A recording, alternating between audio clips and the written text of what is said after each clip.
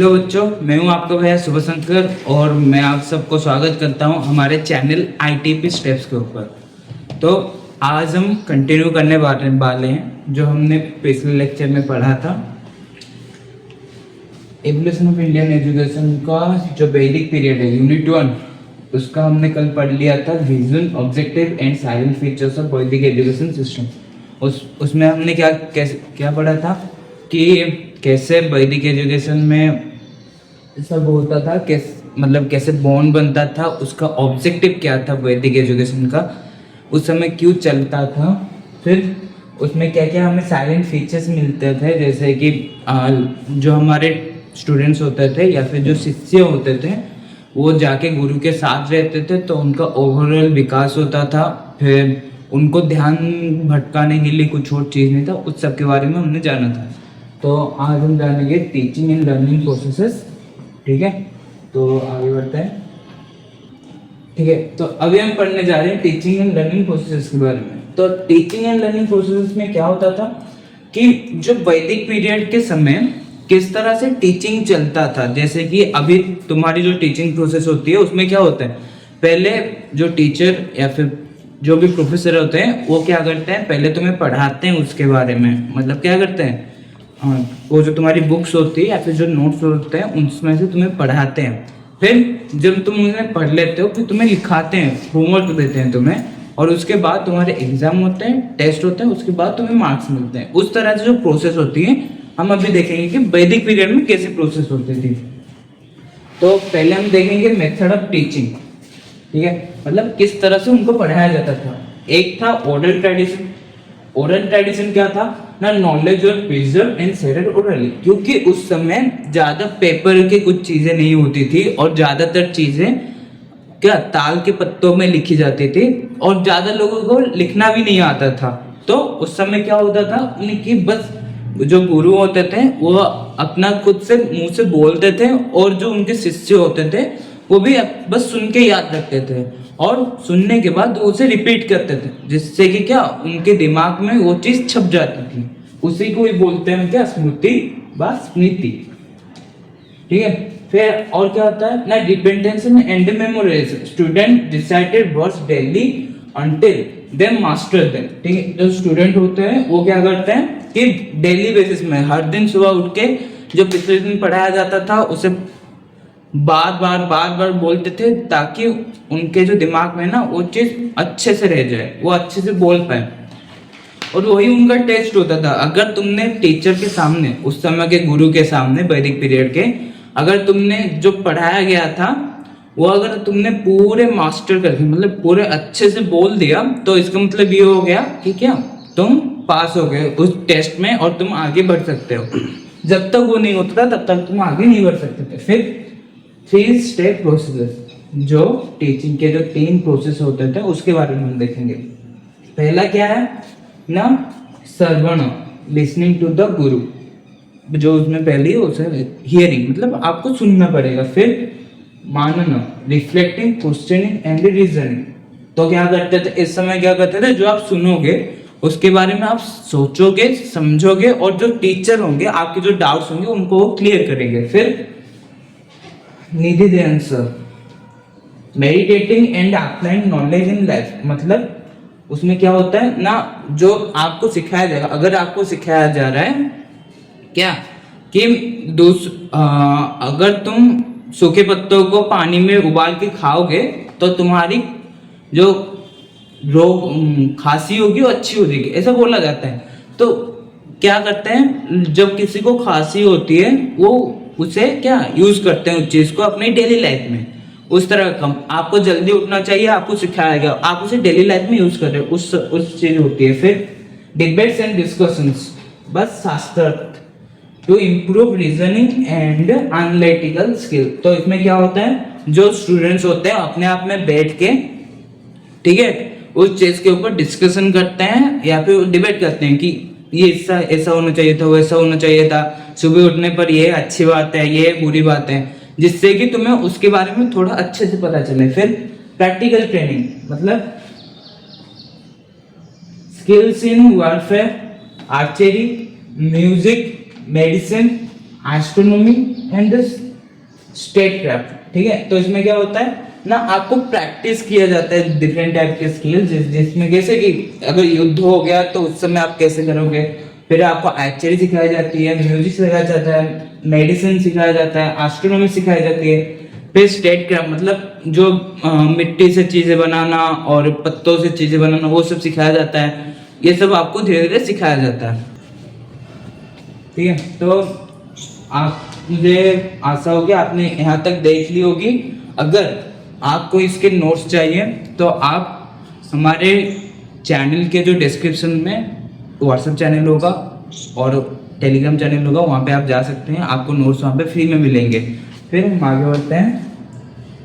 ठीक है, तो अभी हम देखेंगे रोल ऑफ गुरु। हमने पिछले बार में देख लिया था, अभी हम देखेंगे रोल ऑफ गुरु।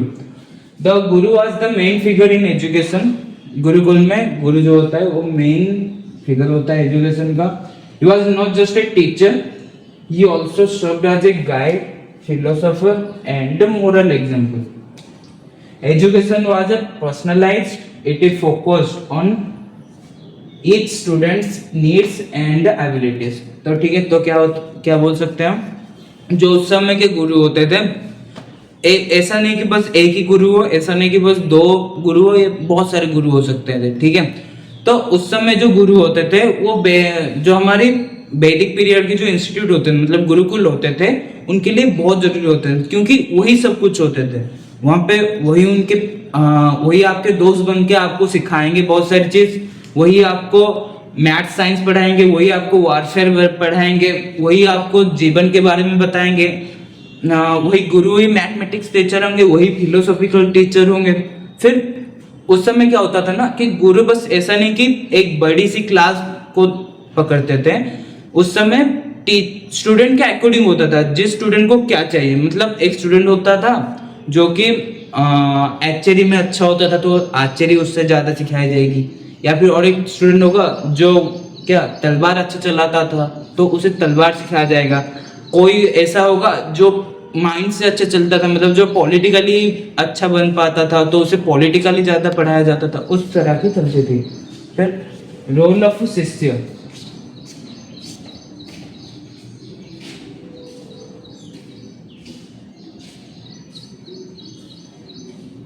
ठीक है, तो अभी हम पढ़ेंगे रोल ऑफ शिष्य। तो रोल ऑफ शिष्य क्या होता था, student live in the Gurukul under strict discipline, they participated humanity, simplicity, self-control and celibacy.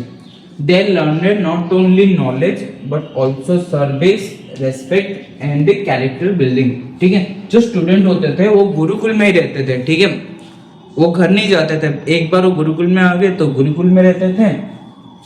और क्योंकि वो गुरुकुल में रहते थे तो आपको स्ट्रिक्ट डिसिप्लिन में रहना पड़ता था। जैसे कि आप जानते हो हॉस्टल में जब आप रहते हो तो आपको डिसिप्लिन में रहना पड़ता है, उस तरह से यहाँ पे उनको डिसिप्लिन में रहना पड़ता था, जिसकी वजह से वो क्या क्या प्रैक्टिस कर लेते थे, ह्यूमिलिटी प्रैक्टिस कर लेते थे। मतलब कि लोगों के साथ कैसे काइंडली बिहेव करना वो सीख जाते थे। फिर सिंप्लिसिटी, कैसे आराम से रहना। अगर आप राजा के बेटे हो पर अगर आपके पास राज्य ही नहीं रहा, आप एक गरीब की तरह रहना चाहते हो, एक साधारण मनुष्य की तरह रहना चाहते हो, तो कैसे रहना वो भी सिखाया जाता था। फिर सेल्फ कंट्रोल हर चीज में, अगर आपको 6 बजे उठना है तो आपको 6 बजे उठना है, ऐसा नहीं कि आप 10 बजे तक सो, आज थक गया मैं 10 बजे तक सो रहा हूँ, उस तरह का जो सेल्फ कंट्रोल होता है वो सीखने को मिलता था। ठीक है, और क्या सेलिब्रेशन, मतलब कि लोगों के साथ मिलना जुलना उनको सिखाया जाता था। फिर they learn not only knowledge, वो बस ज्ञान ही नहीं पाते थे, उसके साथ ही दूसरों की मदद करना सीखते थे, दूसरों की रेस्पेक्ट, बड़े लोगों की रेस्पेक्ट करना सीखते थे। और क्या, कैरेक्टर बिल्डिंग में भी उनका हेल्प होता था, मतलब जो अच्छी अच्छी चीजें सीखने में उनका हेल्प होता था। फिर हम आगे बढ़ते हैं।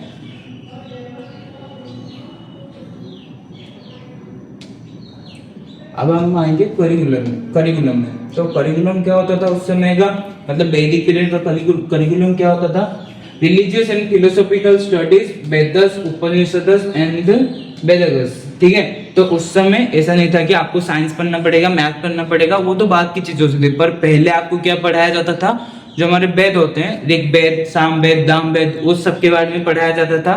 तो वेद के साथ हमें उपनिषद भी पढ़ाया जाता था, जो कि वेदों को ही छोटे छोटे भाग में तोड़ के बनाया जाता है उपनिषद, और 12 उपनिषद हमारे होते हैं। फिर लैंग्वेज और जो वेदवांश होते हैं वो क्या होते हैं ना, उपनिषद को फिर तोड़ के हम छोटे छोटे भाग में भाग लेते हैं, उसे बोलते हैं वेदवांश।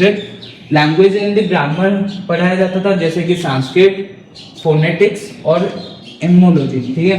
फिर साइंस में क्या होता था, मैथमेटिक्स रहता था, एस्ट्रोनॉमी रहता था, मेडिसिन रहता था।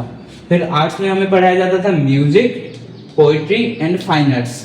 फिर प्रैक्टिकल से रिलेटेड होता था agriculture, animal husbandry, warfare, politics, economics. और जो जिस बच्चे को जो चीज चाहिए होता था उसके हिसाब से उनको पढ़ाया जाता था। फिर हमें आगे बढ़ना चाहिए। तो अभी हम पढ़ने जा रहे हैं development of educational institution, finance and management के बारे में, ठीक है। तो इसका मतलब ये है कि उस समय जो था, उस समय जो गुरुकुल थे, उसमें ऐसा तो नहीं आता था कि हर महीने आपको जाके पैसे जमा करने हैं, ठीक है। तो उस समय वो जो अपनी फाइनेंसेस होते थे, मतलब जो शिष्य होते थे उनके लिए कपड़े, फिर खाना, ठीक है, और जो बाकी चीज़ों के लिए चाहिए होता था, घर बनाना हुआ, कभी कहीं पर टूट गया तो वहाँ पे कुछ बनाना, उसके लिए फाइनेंसेस कैसे आते थे, तो उसके बारे में देखेंगे।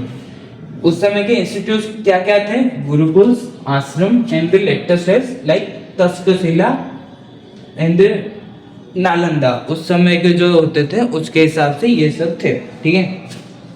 ये सब इस तरह के सब इंस्टीट्यूट बनते थे, मतलब एक तो गुरुकुल होता था जहाँ पे लोग वो जो स्टूडेंट जाके रहते थे, एक गुरु का आश्रम होता था, या फिर आश्रम होते थे वो बस, जहाँ पे कि बहुत सारे लोग आके रहते थे और बस गुरु जाते थे वहाँ पे पढ़ाने के लिए।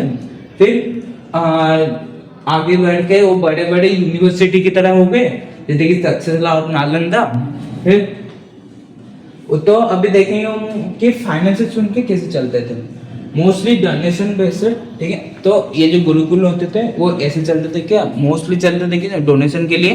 मतलब देखिए, अगर कोई गुरुकुल बना रहा है तो उसमें मेनली कौन लोग जाते थे, जैसे कि हो गए राजा के बेटे हो गए, ठीक है, या फिर किसी बड़े ऑफिसर के बेटे हो गए, उस समय के ऑफिसर मतलब मंत्री के बेटे हो गए, या फिर बड़े बड़े बिजनेसमैन के बेटे हो गए, उन सब बच्चे जाते थे। तो वो लोग क्या चाहते थे कि हमारे बच्चे जहाँ पे रहे वहाँ पे अच्छे से रहे, ठीक है।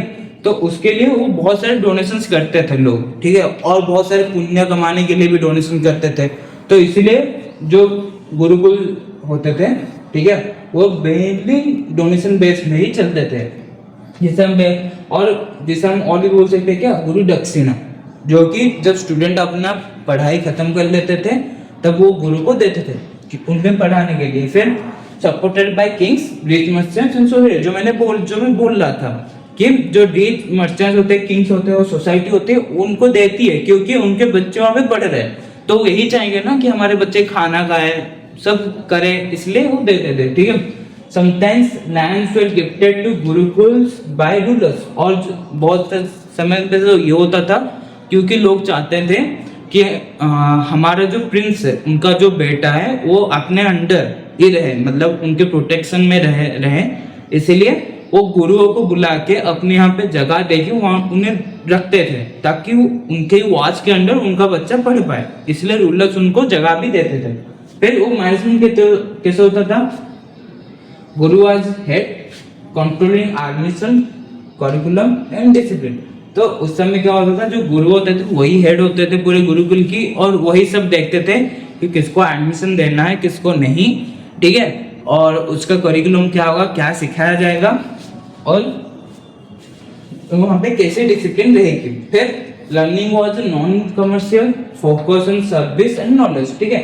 तो उस समय जो आपको लोगों को पढ़ाया जाता तो ऐसा नहीं था कि कमर्शियली पढ़ाया जाए, मतलब आपको बस यही पढ़ाया जाए कि आप कैसे जाके पैसे कमाओगे, नहीं, आपको लोगों की मदद करने के लिए पढ़ाया जाता था, या फिर उन ज्ञान देने के लिए बस पढ़ाया जाता था। गुरु ऐसा नहीं था कि उनको पैसे चाहिए, क्योंकि आपको तो पता है ना, मैंने पहले भी आपको बोला था कि वो सब चीजें अपने आप करते थे, मतलब जो शिष्य होते थे अपना खाना खुद लेने के लिए भिक्षा मांगने जाते थे, फिर वो जंगल से वो लकड़ी लाके रात में जलाते थे, वो सब अपने आप ही करते थे, ज्यादा एक्सपेंडिचर में खर्चा होता नहीं था उस समय।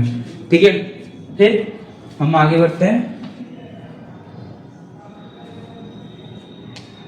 तो मैं सोचता हूँ आज के लिए इतना ही, वरना वीडियो बहुत ज़्यादा बड़ा हो जाएगा।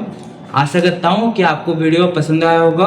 अगर आपको पसंद आया है तो लाइक कीजिए, सब्सक्राइब कीजिए और चैनल को में कमेंट कीजिए ताकि हमें मोटिवेशन मिलता रहे। और अगर आपको नोट्स चाहिए तो आप हमारे चैनल के डिस्क्रिप्शन में जा सकते हैं, वहाँ पे हमारा टेलीग्राम और व्हाट्सएप चैनल का लिंक है, आप ज्वाइन हुई और वहाँ पे आपको नोट्स फ्री में मिलेंगे।